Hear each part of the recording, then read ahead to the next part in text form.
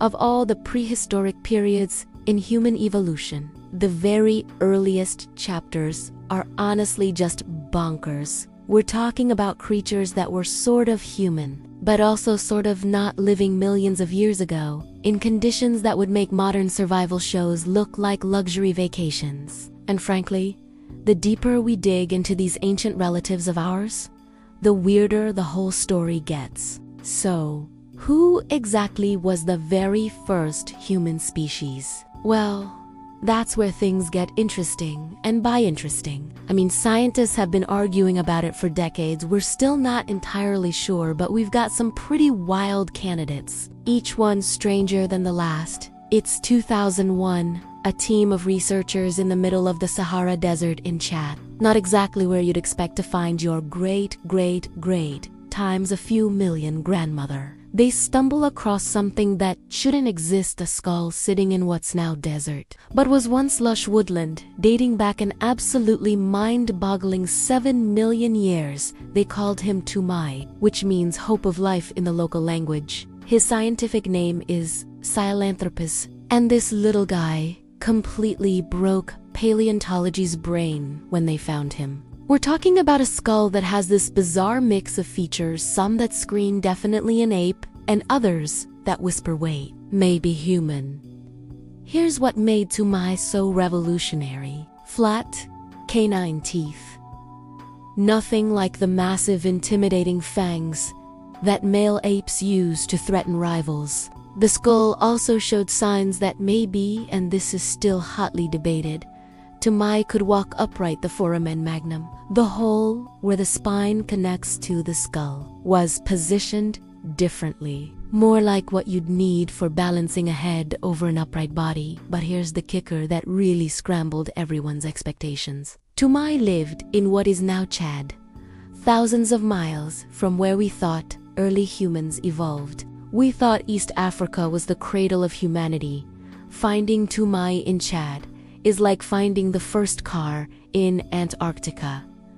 It just doesn't fit the story. We've been telling ourselves about human origins. Fast forward to Ethiopia. Around 4 million years ago, we meet another character in this prehistoric soap opera, Ardi. Her most famous representative is nicknamed Ardi, and she is basically everything we didn't expect early humans to be for decades. Scientists assumed our earliest ancestors looked a lot like modern chimpanzees, knuckle-walking, forest-dwelling, with aggressive males much larger than females. Ardi said absolutely not to all of that. She was discovered in the 1990s, but it took until 2009 to fully publish the findings. Frankly, she was so bizarre they needed years to figure out what they were looking at. Ardi stood about 4 feet tall. She had this completely unexpected combination of features. Feet that could grasp like an ape's for climbing trees, but also a pelvis clearly adapted for walking upright on the ground. Her hands were perfect for careful tree climbing, not knuckle-walking. We don't see knuckle-walking in Ardi like we do in modern chimps. Most surprisingly, male and female Ardipithecus were roughly the same size. That suggests they figured out a more cooperative approach to relationships, not the violent competition we see in most primates. The environment where Ardi lived was dense woodlands surrounded by monkeys that preferred forest canopies. This discovery completely demolished the old savannah theory.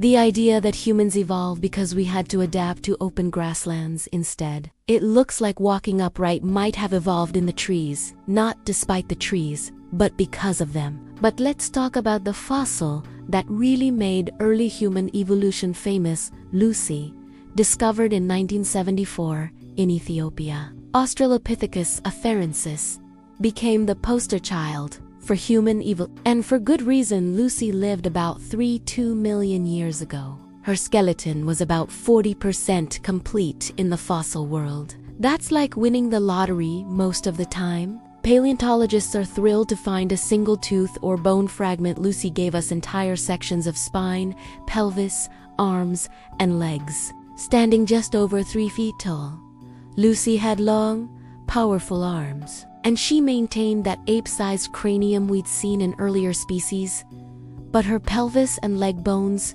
told an unambiguous story. She was definitely completely adapted for walking upright.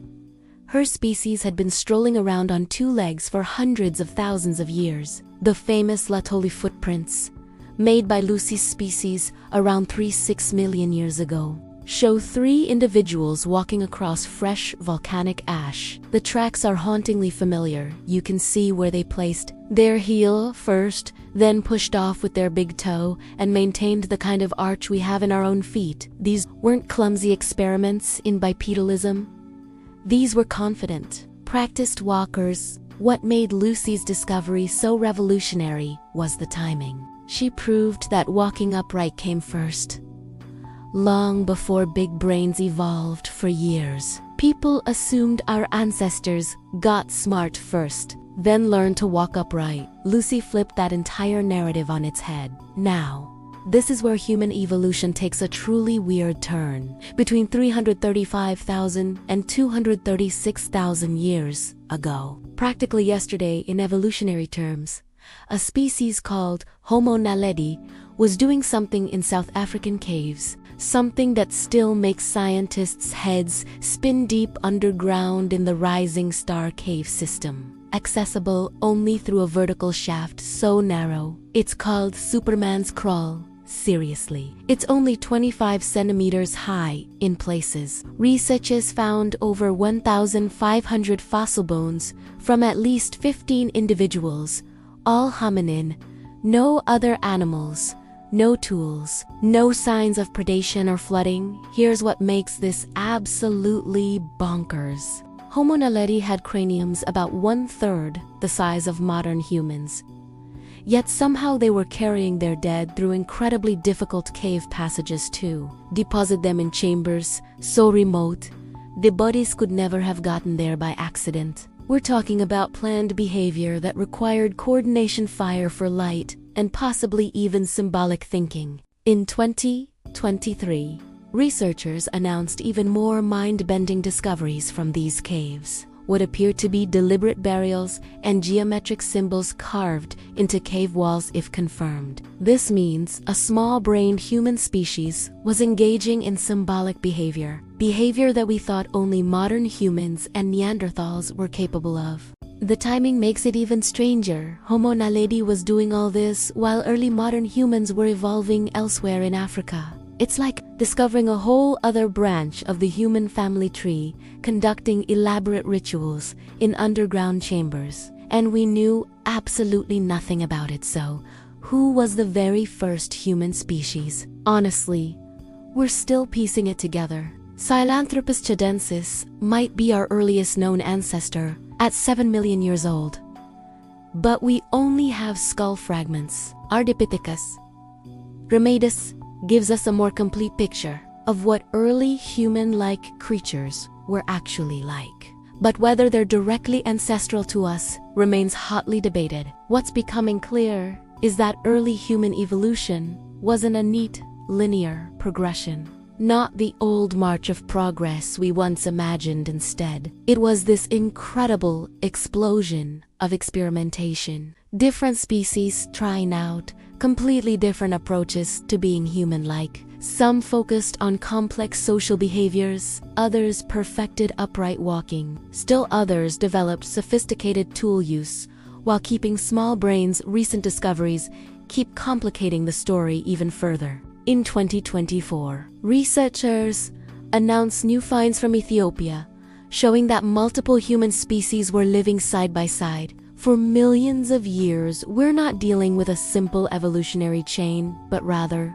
a complex, bushy family tree with lots of branches, most of which eventually went extinct. The strangest part might be these behaviors we thought were uniquely modern. Symbolic thinking, deliberate burial, even art keeps showing up in species that lived hundreds of thousands of years ago, with far smaller neural capacity than ours. Looking at these ancient relatives of ours, what strikes me most is how experimental early human evolution actually was. Our lineage wasn't marching inevitably toward bigger brains or modern behavior. Instead, Different species were trying out radically different solutions to the challenge of being human-like. The more we discover about our earliest ancestors, the more we realize that being human isn't about any single trait. Not intelligence, not tool use, not even walking upright. Instead, it seems to be about this uniquely human tendency to experiment, to try new ways of living and surviving. From Toumaï in the ancient woodlands of Chad to Homo naledi in their mysterious cave chambers, they were all, in their own way, pioneers. They were the first chapters in a story of constant innovation, a story of adaptation that continues today.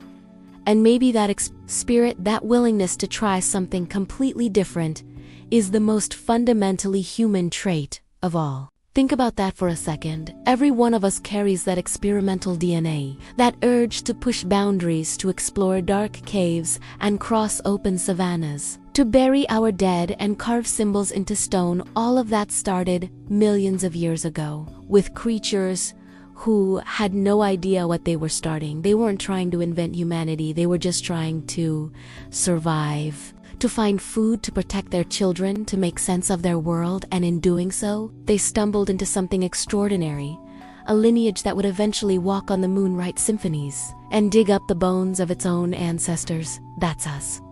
By the way, we are Toumaï, and Ardi, and Lucy, and Homo naledi. Their experiments became our inheritance. Their failures became our lessons. Their survival became our existence. Pretty wild. When you think about it honestly, every fossil tells a story of someone who got up one morning, who took one more step, who figured out one more way to live another day. That's not romanticism.